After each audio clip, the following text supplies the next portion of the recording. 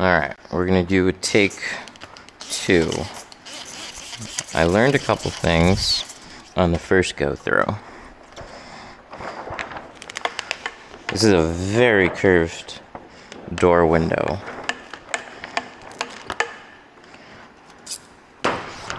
And so we're gonna do a couple little things differently. Let's start with cutting the excess off the top.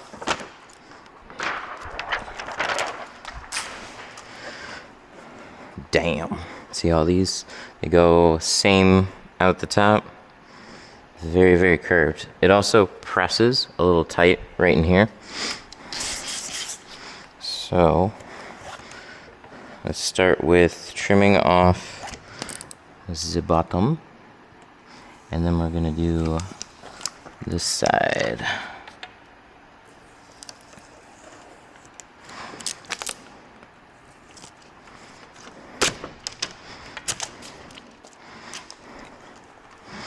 So with the frameless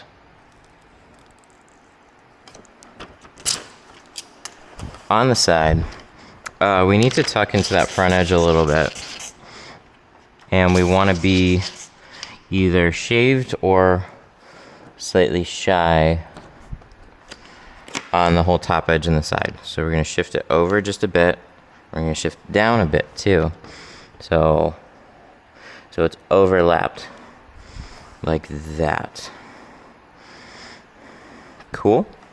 Cool. So if you're shrinking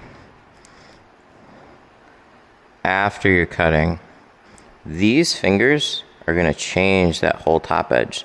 So you either got to make sure everything is, all the bulk is exactly where you need it to be, then trim it, then shrink it. Or you're going to shrink it first.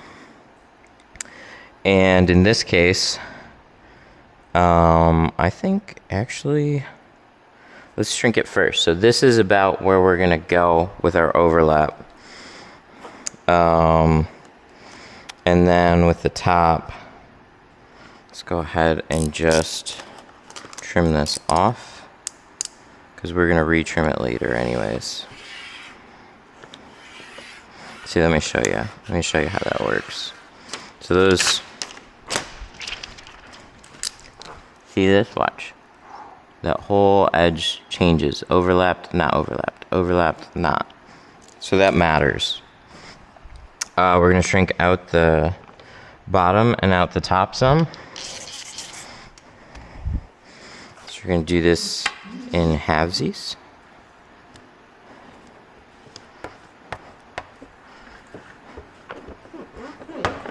Let's start with moving things here. I'm going to do more of a, I'm going to start with like a regular shrink. And then I'm going to move to a snap shrink, just to knock some of that down first. I guess felt card it is.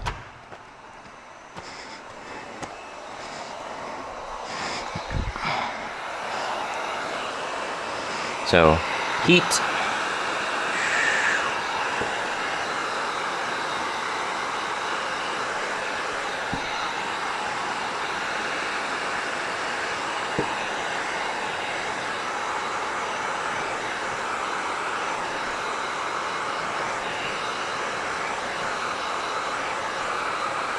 You gotta wait till they zigzag, then you can push it out. But when there's a lot of water in there, sometimes you're heating it up and kicking out some water before you really get a chance to shrink it.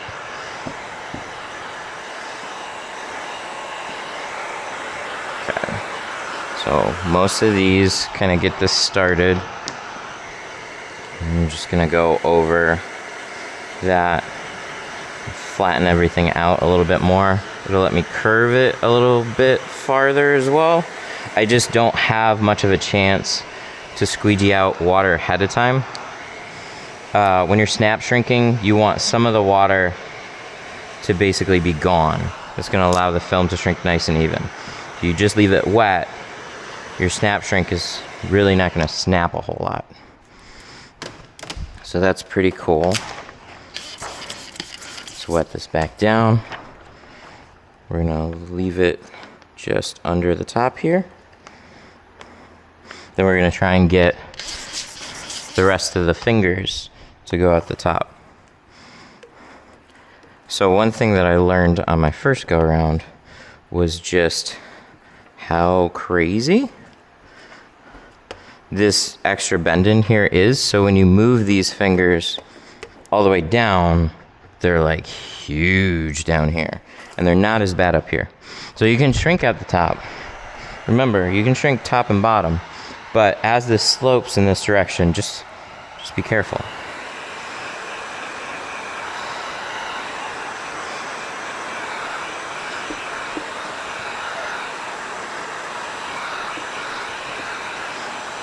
These fingers are going to be a little safer.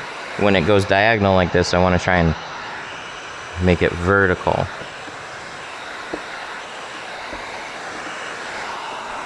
So we can knock some of that water out and then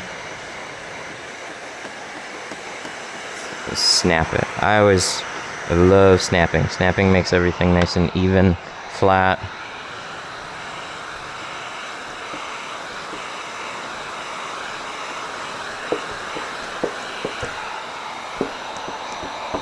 That finger too. I want to make sure that shrinks at the top. Okay, I'm feeling better. Feeling a little better. Whenever you get into these, it's like they're just little puzzles sometimes that I have to take extra time to try and figure out. If I had these every day, we would get these done way more efficient. But the once in a blue moon is going to make this challenging. Okay, so the edges that I'm going to line up, it's going to be this bottom edge, like I said, with a little overlap, side with a little overlap, and then we give it a good shrunk, and it's just got, you know, your regular amount of curve now. So if we squeegee this out, we might have a finger or two that we still have to go a little bit farther, but it should be pretty damn close, which when we make our cuts means they should line up a lot better. But there's such an extreme curve. Your outside surface is going to be different from your inside surface. So what might happen is we might have to shave some of this on the inside, because as perfect as I want to make this, just by cutting it without doing that,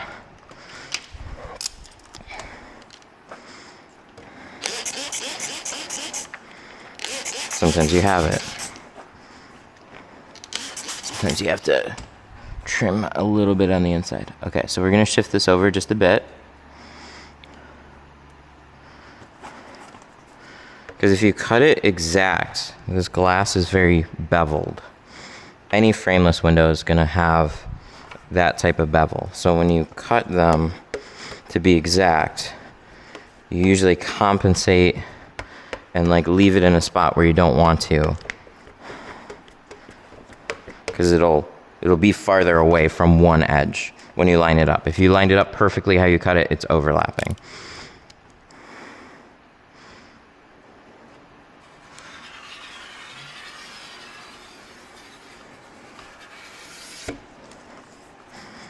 Wow, it was kind of funny how it just fell. Sweet, so that's pretty good. I like it. I don't like those little wobbles, so we'll touch that up in a shrink.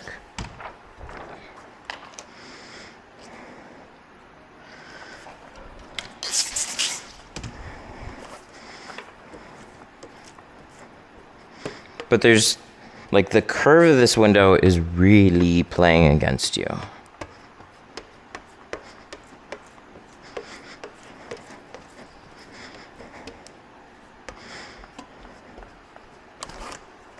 So I want to make sure I knock the curve out first, then trim. That'll help everything line up closer to where it needs to be. Where on most windows, your curve is not going to impact, you know, if you cut it first and then shrink it, it's not enough to pull it away from the sides. So you're okay in most situations. Okay, camera died. So we're on the driver's side now because I had to let it charge. The other side got installed. Looks good. We're gonna start by trimming this. Trim down. Trim up because I think I need to switch my blade. There we go. So we'll go way down on the blade. And then before I make my top cut, I'll swap that out. Okay, new blade. Let's shift this over slightly. I think on this one it's going to matter a little less. This is what I'll do on many, many frameless doors. Trim this edge, give it a slight gap, make sure it's lined up. Push it over the top. Then go back and make sure we have a slight gap. Tack it down. Squeegee some of this out because this curve plays so much into this cut. So you want to be really as spot on as you can with this.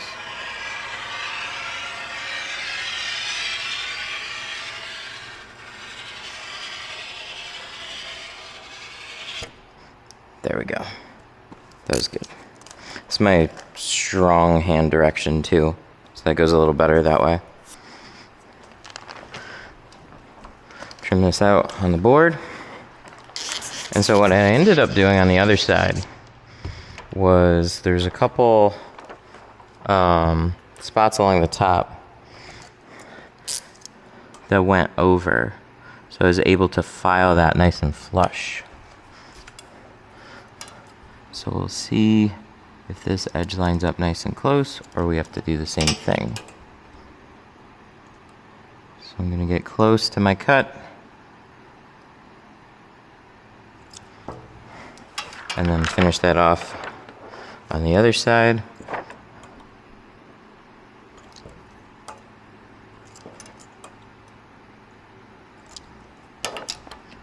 Just trim this off.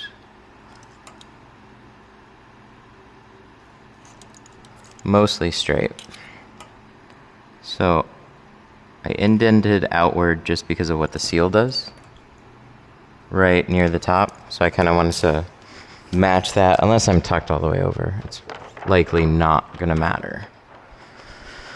Okay, pattern, spray. We got a blade? Let's make sure we got one.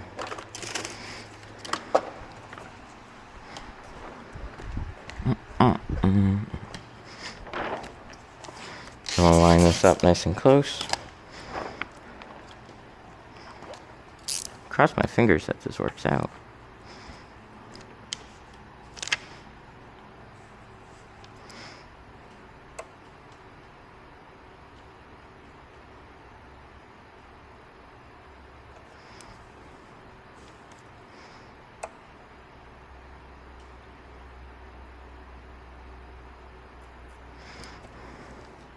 I like to get these really, really close.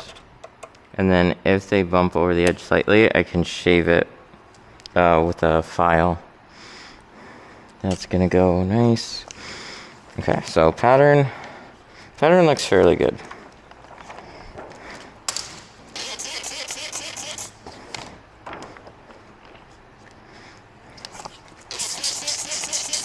It's funny, these front doors, I said an hour. Like a little over an hour. I'm probably about an hour and a half in right now. So this is if I were squeegeeing the whole thing out. I want to see if I'm going to have any major fingers pop up at the bottom. Definitely nothing major. I don't think even anything small. Just going to be a little over cautious on taking care of this stuff first. But yeah.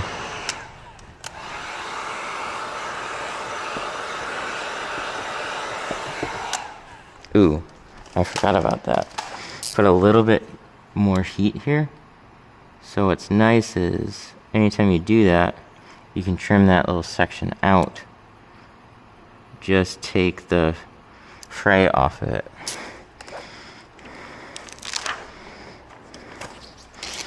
It's way better to do that before you try and install it, because you're not going to do it after. But little frays, that kind of stuff, it's not going to be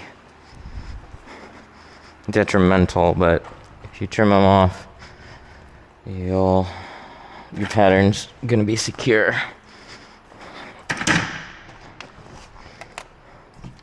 Ooh, panel cover. I forgot. I got so caught up on the other side, I haven't even been on the inside of this one for cleaning. So we got a sticker covering this door panel up too. Shoop.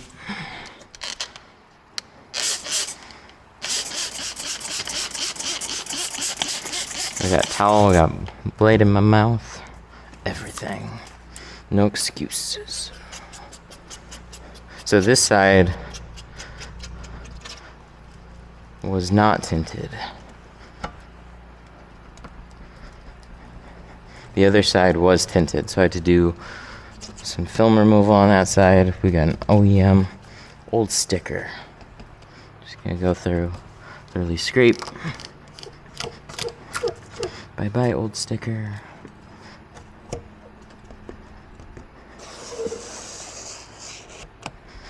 Nice.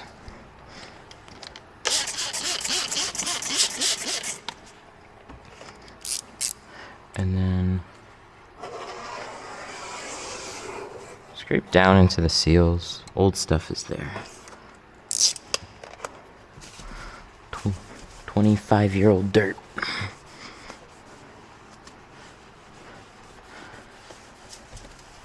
Actually, probably more than that.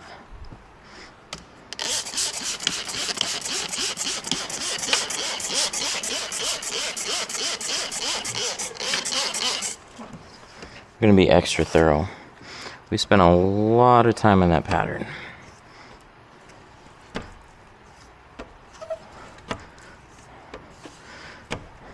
So if I got something dumb in my way that causes me to just go and rip it off, we're not gonna have a good day.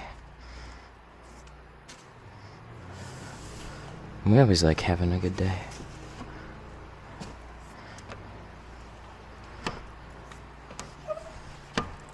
Squeegee, squeegee, squeegee. Surprisingly, I thought I'd hate the spray bottle more. It's been a while since I've used it for more than a couple windows. It's not that bad. But every car, this would get really tiresome. So I like my keg better.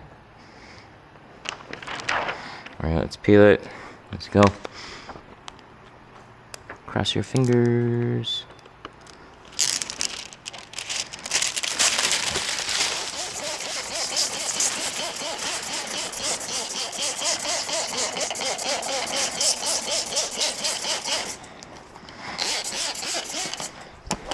I want this thing to ice skate across this window into place.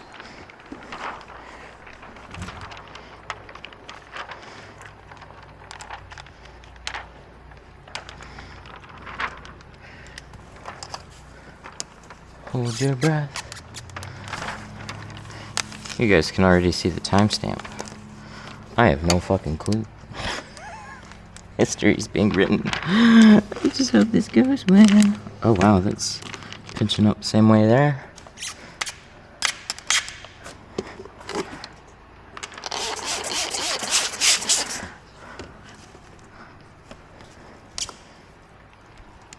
Ooh, we got it though. Alright, kick away the stool. Oh my god.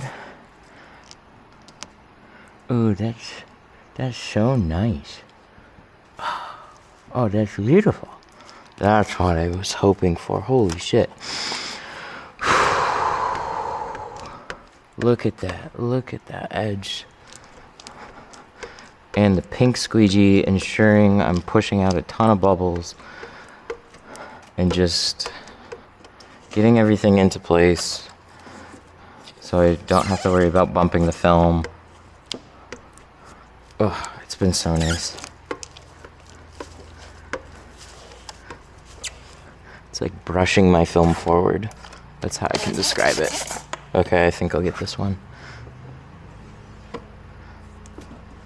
Harder squeegee.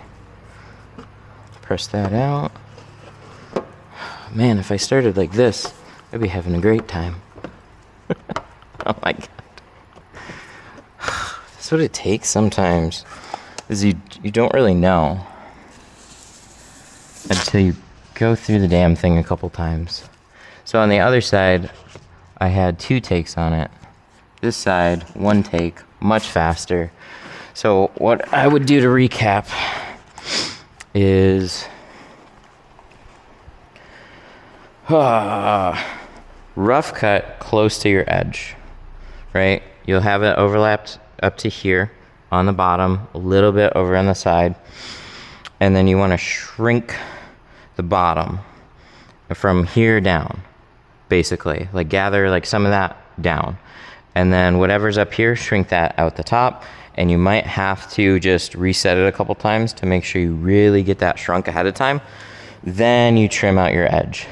So I trim this forward, shift it a little bit, trim the rest of it, because then your pattern is lining up perfectly. I'm so used to not trimming my pattern, or trimming my pattern first and then shrinking. I usually don't go in the other thing. So for like, I tend to, especially when I'm recording, I default to things that I'm really confident about, less experimentation, because it's really annoying to go through all this and then go oops and then start all over anyways. So I like to go in with a plan rather than post a video that's fumbling around with tint for an hour to figure it out. But that, look at that. That is beautiful. Oh, very happy with that. Lines up good everywhere. Shrunk. Yay. Oh, hey. And look who it is. What's up? You found me. All right. Thanks for watching.